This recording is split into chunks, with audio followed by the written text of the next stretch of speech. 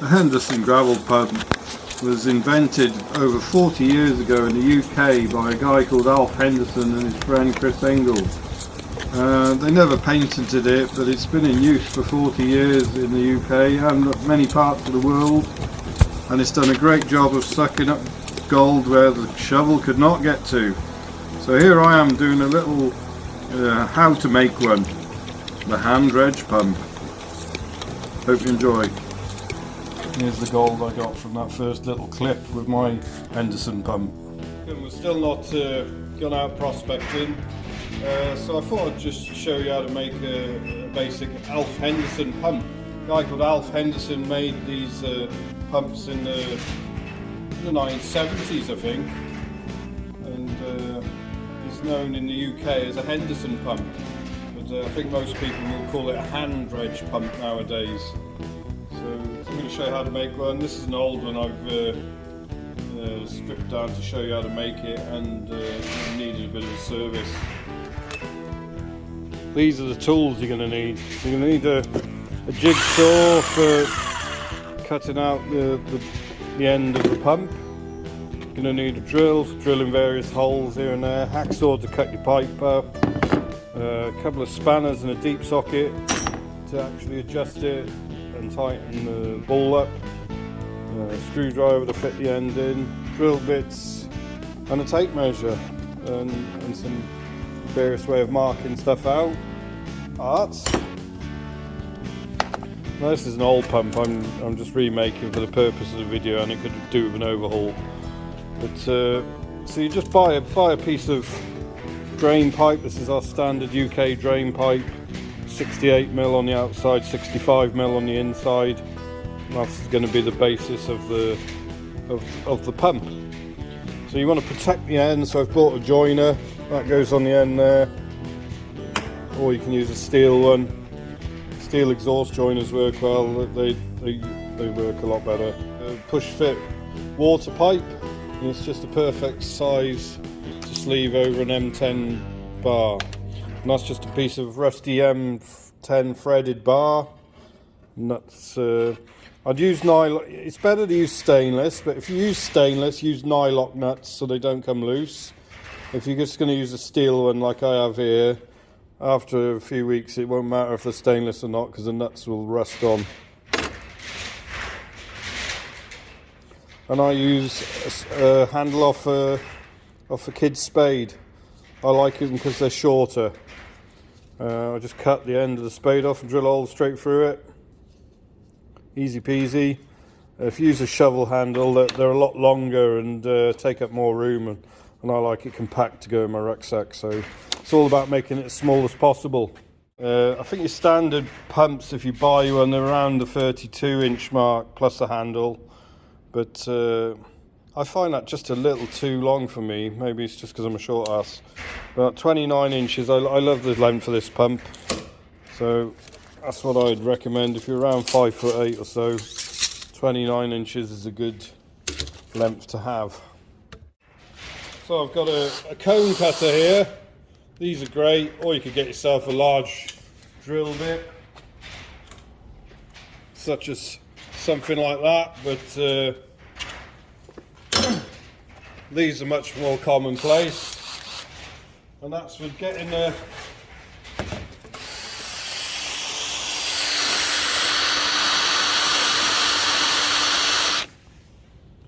that's for doing an air hole. So that's, if the water passes that's where you pump it out from, and allows the air to escape when you draw the pump. 3mm drill bit, and just drill around the top there, and that's to accept the boss, to screw the boss in the end of the pump. The threaded bar length is important, so I've got enough sticking out the top there to accept the handle, and I bring the threaded bar right down to the end near enough. So then you want your cover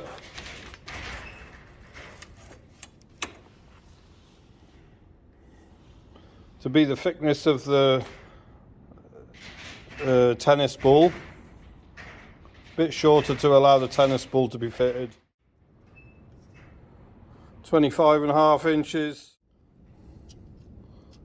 So the threaded bar is about 32 inches long.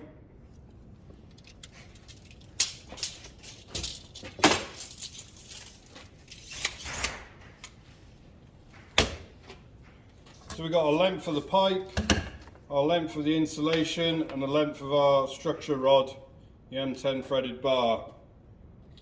So 32 inches, 25.5 inches, and 29 inches. So they're the main three components to build up the body of the pump. Fixings.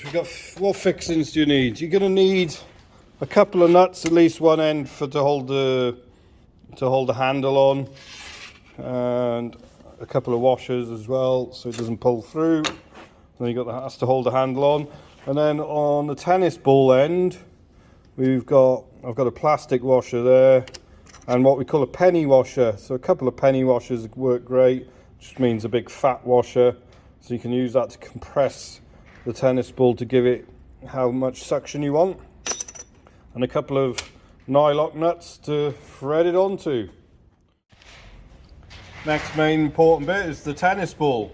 And this is how good your suction is how good you get the hole in the center of this. And what I've done there is just wear the fluff off really, so I can find the center of that ball. And we've got to drill into the center of that ball. And look, I've worn it a little bit off to the left there, so I want to try and get right through in the center of that. So you want a 10mm bit for the drilling of the ball. And the better you get out in the center, the better suction it will be.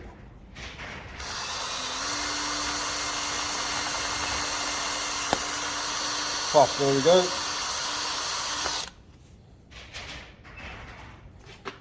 Now you could drill through the other side, and but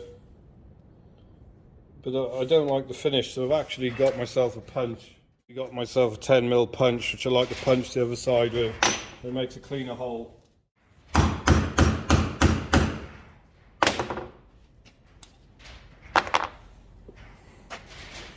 So I've punched it through. I'm a little one-sided, I think. We'll see. It's not bad. Not bad. The more you get that hole in the center, the better your suction will be. So obviously, having the punch makes a far nicer hole than drilling it.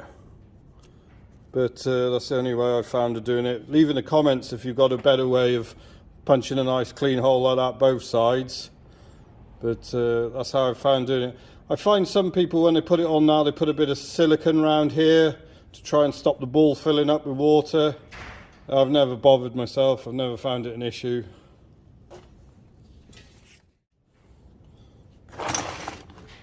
So we're on to the next stage really now. So we've got the threaded bar cut to our correct length, and we can slide our insulation over that up to the nut I've put on there, and I've left just enough room now.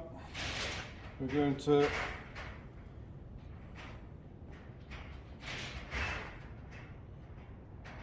put this nut on backwards, look, nylock. So you want to do that nut up until the pipe is flush both ends. You don't want any slack in the pipe. You don't want to crimp it either, because it'll be stiff pulling it otherwise. So just do the nuts up until the slack is taken out the pipe. Ready to put your washer on. Ready to put your ball on. Look, I've just got enough thread to come out the end there, and then you can put the other penny washer on and get your adjustment nut on the end.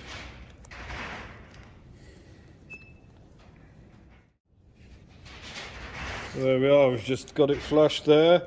At this point, you're ready to try it in the tube.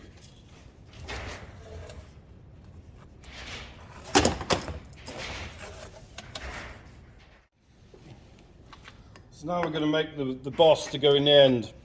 I've used various pieces of plywood and normal wood, and everything breaks. So today I've got a piece of walnut worktop off from a kitchen. So I'm going to try this. I think it's a bit heavy, but it's robust. It might last. So this is what I'm trying today. But if anyone could come up with a decent material, I'd like nylon and lathe it, but I haven't got that with me. So this is the best thing I can think of today of doing it with. So I've just used the joiner to get the diameter for the inside of that pipe, and now we're going to jigsaw this out. This isn't going to be easy.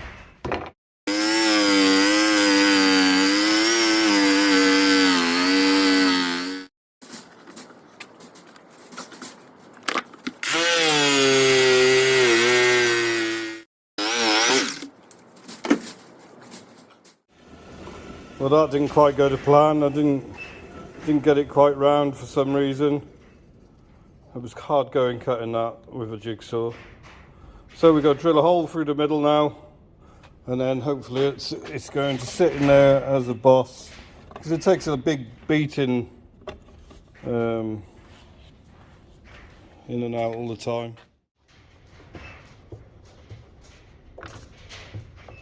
So getting the hole in the centre of this is probably quite important as well, so the ball is not offset.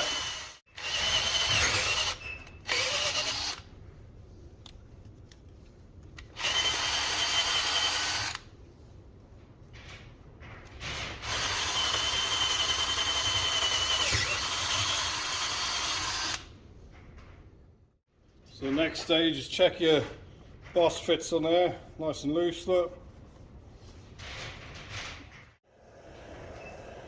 So I'm just burning the piece of wood to just give it a bit of water resistance, I think. We're now ready for the assembly, I think. So we'll, which way is that going to go in there? We're going to have it that way round. It's going to go in like that. So we're going to put that on there.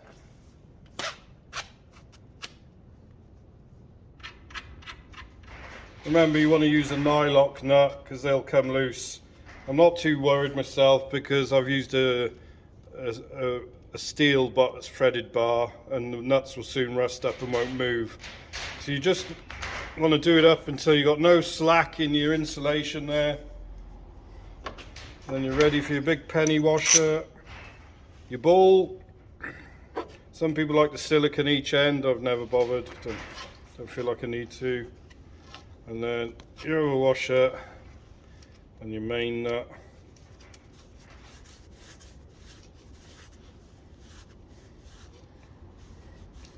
And what I find is that nut will seize on there, and then you can just put your socket in and adjust this one way or the other to contract or expand your ball for your depth of suction.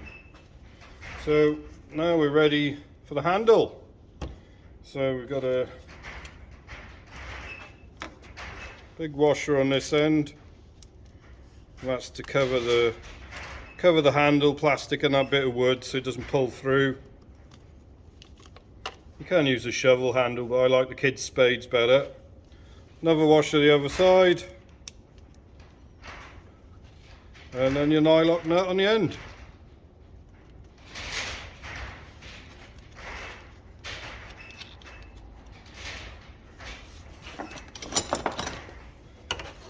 Get your spanners and tighten your handle up.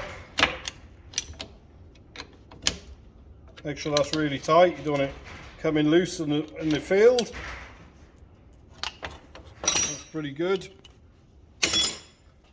So you see how I've got a flanged nut that side, so it doesn't slip through your boss. So I always break these. That's why I've gone for the thick piece of kitchen worktop I found today. It still may not be the best thing, but it works. So there we are. That's the guts now. We've got the handle, the boss, insulator and the ball, and we just slot that into your pump now.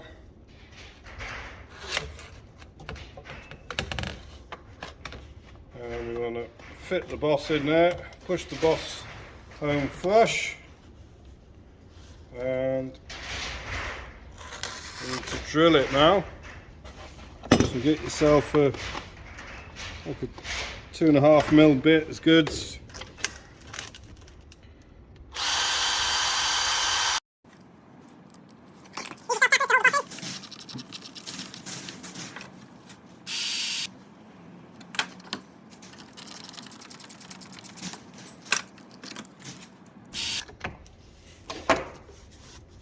And that is it.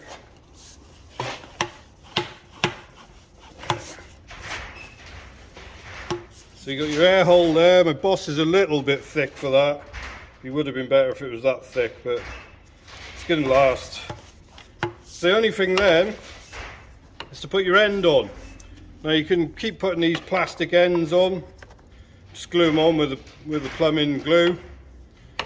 And then a lot of people I see, they put these clips on around the end and do them up to make them last. But if you buy an exhaust joiner, I made with an exhaust joiner, and just glue that on, and these are better because you can really scrape the gravel with them, whereas these break quite easily. So I'll probably get a metal end to go on this one as well. So this one is a little bit longer, and just that much longer I find it uncomfortable. This is my favourite size. So how do you test the suction?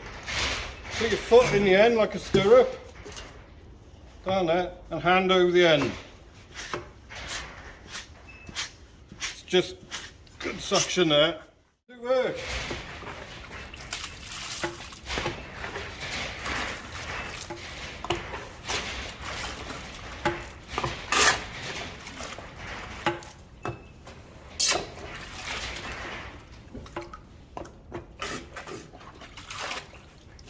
It's a little bit stiff. A bit more adjustment, I think. Might need a bit of use, but it's going to work. Pretty happy with that. That's how you make a Henderson pump, or what we call a hand dredge pump. Well, thanks for watching. I hope you find that helpful if you just want to make one. They're not that, they're not that expensive to make, but they're not that expensive to buy one either. But you might have the odds and sods in your workshop and easily make one. So I hope you enjoyed that. Next time hopefully we're getting out doing some proper prospecting, because it seems like a long time since I've been out. Thanks for watching. Well, in the UK the hand dredge pump is called an Henderson pump, because this guy called Alf Henderson, he made it back in the end of the 70s and developed it in the early 1980s with his friend Chris Engel. And between the pair of them, it was mainly Alf's idea, but between the pair of them they sorted out the hand dredge pump and named it the Henderson pump. As you can see, Alf here using it in the early days, nearly 40 years ago I should think now. And up until then people were just using shovels and leaving a lot of gold behind, and these guys picked up a lot more gold after designing the pump. And the UK's been using it for a long time since, and in some areas of the world it's only just been catching on lately. Here they are in the Yukon with some bowls of gold. Look at Alf's there, he's done alright there. Yeah, so I thought he'd give, this is the main guy, rest in peace, he's gone now, but he designed the hand dredge pump. Well done, Alf. We all use it and get our gold with it. There's the original design by Chris. Thanks for watching.